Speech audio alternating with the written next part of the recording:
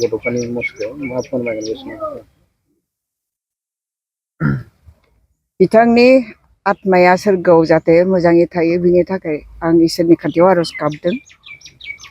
बिथाङानो जोंनि हारिखौ फोजाखांग्रा सासे आसल बेक्ति गुबै थांखि लानानै फोजाखांग्रा जावरिखांग्रा सासे सुबुं बेखायनो बिथाङा बयनिबो माने मानिजाथाव खुलुमजाथाव जानानै अराय सम बिथाङा बे बुहुमा जेसेबां दिन थागोन एसेबां दिन थागोन।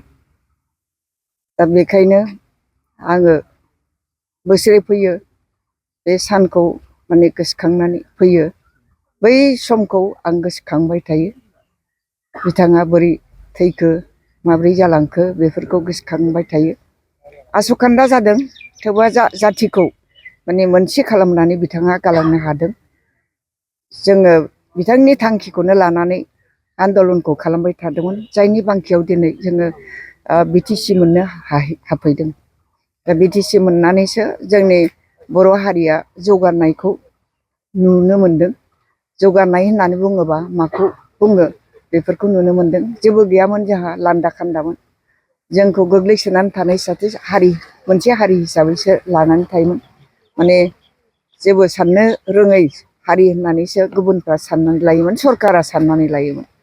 दा बेखौनो दिनै जोङो सिन्था खालामनो हाबाय राजनितिया मा बेखौ जोङो नुनो मोनबाय। खिन्थु दिनै जोङो माने बेखौ बे उद्देশ্যखौ नुनो मोनाखिसै। बेल' जोंनि गेजेराव मोनसे डिफेक्टआ नुजाथिनो हमबाय आरोखि। जेखि जाया मानो बिथाङा जोंनि बयनिबो सासेल' नेता, बर' जातिनि सासे नेता होननानै जों बयबो जिहेथु सिक्रिथ' होबाय बेनो जोंनि थाखाय गोग्गाथाव बाथ्रा। जिहेतु बड'फाया गेरेमसा माहारि दानायनि सिमां सुजुदोंमोन बर' हारिखौ दासिमाव बेसेबां जाफुंखो आरो आं बेखौनो बुंदों, आंनि बुंनायनि गेजेरजों बेखौनो बुंदों आङो। खौसेयै लामा माने हान्थिनांगौमोन राजनितिनि गेजेरजों। खौसेयै जोङो जाथि दानायनि खामानियाव जोङो गोसो होथाबनानै थानांगौमोन। खिन्थु बिथाङा जोंनि गेजेरनिफ्राय सोरगोआरि जानानै थांनायनि उनाव माने जोङो आरोबाव गावस्रा गावस्रि जादों दिनै बेखौ रायजो राजाया नुनो मोनदों। गावस्रा गावस्रि जानायखौ उपेन्द्रनाथ ब्रह्मआ मोनसे खालामनानै गालांदोंमोन। दिनै बिथांनि जे मोनसे जाथिखौ मोनसे खालामनानै गालांनाय दिनै एकर्ड खालामनायनि उनाव पावारखौ लानानै माने गावजों गाव जुदा जालायनायखौ नुदों। दिनै बिथाङा थायोमोनब्ला बेबायदि जायामोन आं बेखौ सानो। बिरखं गाथोननि सोमोन्दै सोलोंथाइ लानो गोसो गुदुं लाइमोनफोरनि थाखाय मोजां रादाब।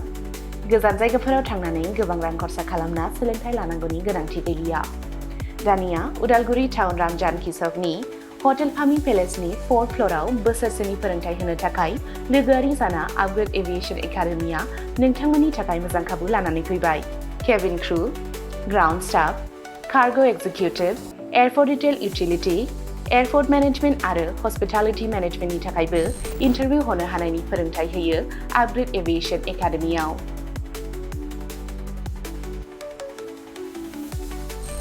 मुं थिसननायनि सायख'नाया 19 बोसोरनिफ्राय 22 बोसोर बैसोनि गेजेराव जानांगोन।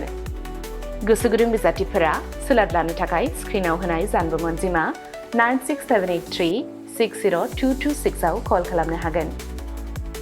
जब प्लेसमेन्टआ 100% रोखा जागोन होनना मिथिहोदों आपग्रेड एभिएशन एकाडेमिनि सामलायगिरि बिथांमोनहा। बेजों लोगोसेनो बिरखं दावबायनाय, एभिएशन, दावबायग्रा थावनि टुरिजम आरो आलासि सिबिग्रा थावनि हस्पिटालिटी बे मोनथाम फोथाराव रोखायै खामानि नागिरना होनो एबा प्लेसमेन्ट होनो हागोन होनना रोखा खालामना होदों एकाडेमि सामलायगिरि बिथांमोनहा।